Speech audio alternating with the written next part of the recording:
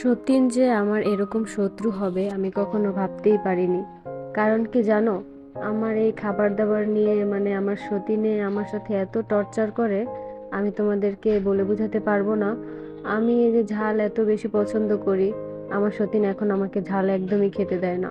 তারপর তরকারির মধ্যেও ঝাল দিতে দেয় না। আমাদের বাসার আন্টিকে বলছে যে তরকারিতে যেন একদমই ঝাল না দেয়। আর আম্মু যখন রান্না করে, আম্মুর কথা তো আর বলেই না বললেই হয়। আম্মু মনে হয় মরিচ ছোঁয়াই না তরকারির মধ্যে, এমন একটা অবস্থা হয়ে গেছে। সামান্য ডালের মধ্যেও জাল দেয় না। কি যে বলবো, আমার এই জন্য এখন ভাত খাইতে ইচ্ছা করে না, মন চাই কি আমি একদম না খায়া থাকি। না খায়া থাকলেও দোষ, না খায়া থাকলেও আমার সতীন আমার জোর করে এটা খাওয়াইবো ওইটা খাওয়াইবো। তার চেয়ে ভালো নিজে নিজেই যে কটা খায় সে কটাই ভালো। তো এই যে দেখো আমার চোখের অবস্থা তোমরা, আমার চোখ যে এত পরিমাণ লাল হয়ে আছিল ভিডিওতে, একটু কমই বোঝা যাইতেছে, কিন্তু বাস্তবে অনেক লাল। আর একটু পরপরই চোখ থেকে পানি পড়তেছিল। এই জন্য আর কি আমার অনেক কষ্ট হইতেছে, অনেক। এই 2-3 দিন যাবত যে আমার কি পরিমাণ শরীরে কষ্ট হইতেছে, আমি কি বলবো, আমার লাইফে আমি এত কষ্ট করিনি। আমার মনে হইতেছে কি, শরীর সুস্থ থাকলে কত যে ভালো লাগে, না খায় থাকলেও শান্তি অনেক। কিন্তু তোমার শরীর অসুস্থ থাকলে তুমি যত যাই খাও, তুমি যত সুন্দর একটা দামি ড্রেস পরে থাকো না কেন, যত সাজুগুজোই না কেন, শরীরের মধ্যে অশান্তি থাকলে কোনো কিছুই ভাল লাগবে না। তার উপর আমার এই সতীনের অত্যাচার আর ভাল লাগতেছে না, মন চাইতেছে একদম বনবাসে চলে যাই।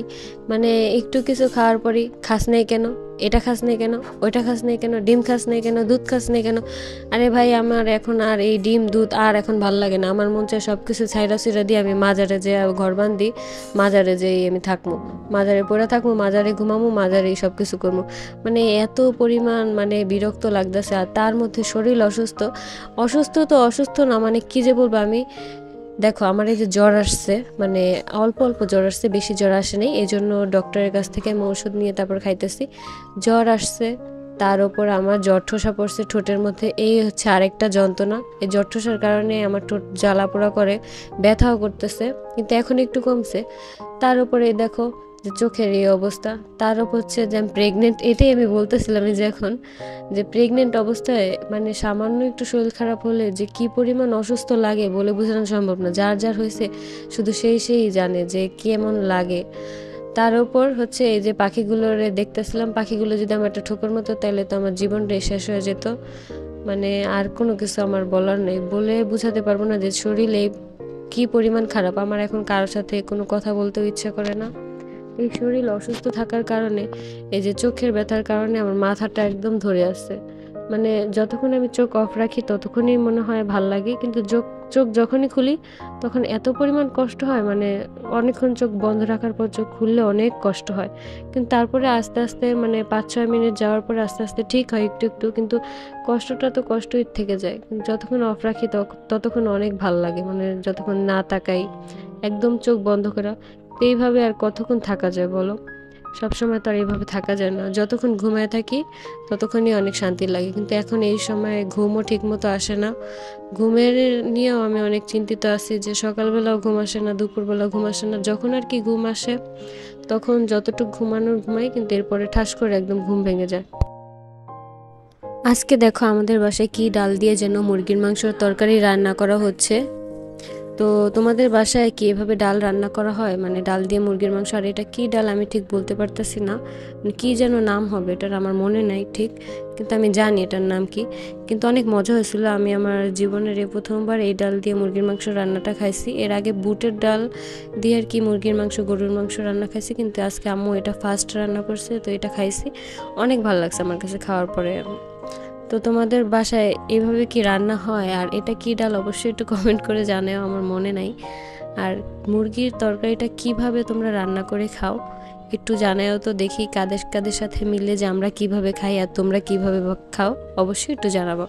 আর এই যে দেখো আমি খাইতেছি, এদিকে টিস্যু ভিডিও বানাইতেছে, আর এখানে তোমাদের ভাইয়া বাবুকে নিয়ে ঘোরাঘুরি করতেছে। তোমাদের ভাইয়ার কোলে বাবু উঠলে একদম চুপচাপ থাকে, একদম ঘুমায়া যায়। কিভাবে যে তোমাদের ভাইয়া কোলে নেয় বাবুকে, আমরাও এত সুন্দর করে কোলে নিতে পারি না। একদম বাবুর শরীরটা একদম সুন্দর সোজা হয়ে থাকে, মাথাটা উঁচু থাকে। তো এইভাবেই বাবুকে কোলে নিতে হয় খাওয়ানোর পরে, কারণ নয়তো বাবু বমি করে দেয়। বাবুর এই বমির সমস্যাটা একটু আছে, ছোট বাচ্চারা তো একটু বমি করবেই। তো এই জন্য আর কি খাওয়ানোর পরে তোমাদের ভাইয়াই সবসময় রাখে বাবুকে। আবার দেখা যায় ম্যাক্সিমাম টাইম তোমাদের ভাইয়া পিসিতে কাজ করে, বাবুকে কোলে নিয়ে একদম শোয়ায় তারপর আর কি কাজ করে। তখন আর কি বাবু একদমই চুপচাপ থাকে, বাবু একটুও নড়াচড়া করে না, খেলে মানে জাগনা থাকলেও খেলে, নড়াচড়া করে না। আমি বুঝিনি এই জিনিসটা, আমরা এত মানুষ বাবুকে কোলে নেই কিন্তু বাবুর কান্নাই অফ করাতে পারি না। তোমাদের ভাইয়া যখনই নেয় তখনই একদম বাবু চুপচাপ থাকে, ওই সময়টায় কোনো কথা বলে না, মানে এমন শান্তিতে থাকে মনে হয় যে তোমাদের ভাইয়ার কোলে বাবু অনেক রিল্যাক্সভাবে থাকতে পারে, আমরা ওইভাবে কোলে নিতে পারি না। যাই হোক, আমাদের শিখতে হবে তোমাদের ভাইয়ের কাছ থেকে যে বাবুকে কিভাবে সুন্দর করে কোলে নিতে হয়। তো এই যে দেখো, এখানে আমরা একটু দুষ্টুমি করতেছিলাম। আমার আর কি আজকে শরীরটা একটু একটু ভালো লাগতেছিল, মানে চোখের ব্যথাটা অনেকটাই কমে গেছে, কিন্তু লাল লাল ভাবটা আছে, এজন্য একটু ভালো লাগতেছিল। কালকে তো আমার মন মেজাজ অনেক গরম ছিল, অনেক, মানে কারোর সাথে কথাও বলতে ইচ্ছা করেনি, এমন একটা অবস্থা। তারপরে এই যে দেখো, তোমাদের ভাইয়ের কাছ থেকে আমি একটু বাবুরে নিয়েছিলাম কোলে, যে এখন নিয়ে একটু হাঁটাহাঁটি করি। বাবু ঘুমাইতেছে, ঘুমাক, কিন্তু তারপর হাঁটাহাঁটি করতেছিলাম। তো কাদের বাসায় ছোট্ট বাবুদরা আছে আর বাবুদের নিয়ে এইভাবেই তোমরা হাঁটাহাঁটি করো, মানে শোয়া না রেখে? আমাদের যখন ইচ্ছা করে আমরা তখনই বাবুকে কোলে উঠে এভাবে হাঁটাহাঁটি করি, ও যদি ঘুমেও থাকে তারপরও কোলে নিয়ে এভাবে হাঁটাহাঁটি করি। তো তোমাদের বাসায় বাবুগুলাকে আর কি একটু তারা এভাবে কোলে নিয়ে হাঁটাহাঁটি করে অবশ্যই কমেন্ট করে জানে। আর কাদের বাসায় এরকম কুটু কুটু বাবুরা আছে এটাও জানায়ও, মানে কুটু কুটু বাবুগুলা যে বাসার মধ্যে কি পরিমাণ দুষ্টুমি করে, এদের দুষ্টুমির কথা আর বলে বোঝানো সম্ভব না।